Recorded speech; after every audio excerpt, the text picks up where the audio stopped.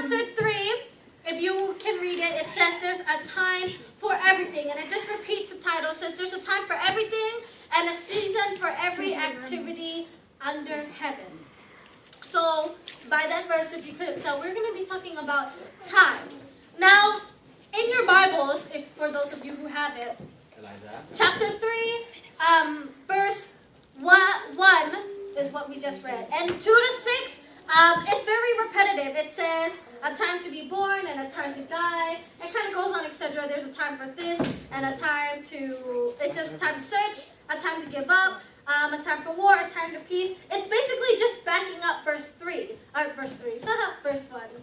When Solomon, if you guys don't know, Solomon's like the most wisest person in the world, according to the Bible. He says there's a time for everything and a season for every activity under heaven. So the secret to peace with God is to discover, to accept and appreciate God's timing. And this life we live, we are given choices, right?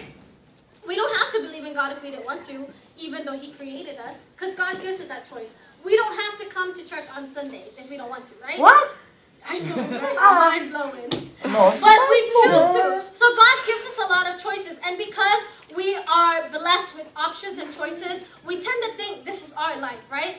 You know, people say, oh, it's my life, I can do whatever I want. I don't have to care about you. It's my life.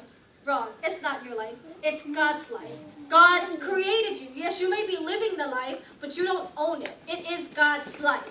And because people have this impression that it's their life and they can live it whichever way they want to, they kind of believe that they are in charge of writing it. It's like a book. Like they're writing an autobiography and their life's not even over, but they're going to predict what's going to happen in 10 years. Like, in 10 years, I'll be married and have 6 kids and a Mercedes W. Or a Mercedes W, I don't know what that is. A Mercedes Benz or whatever. Which is wrong, because I don't want kids or a Mercedes. But anyways, a lot of people tend to do that. They believe that because this is the life they live, they can just kind of finish their book and write whatever happens.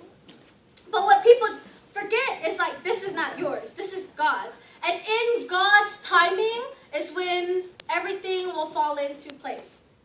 So, if you want peace with God, please respect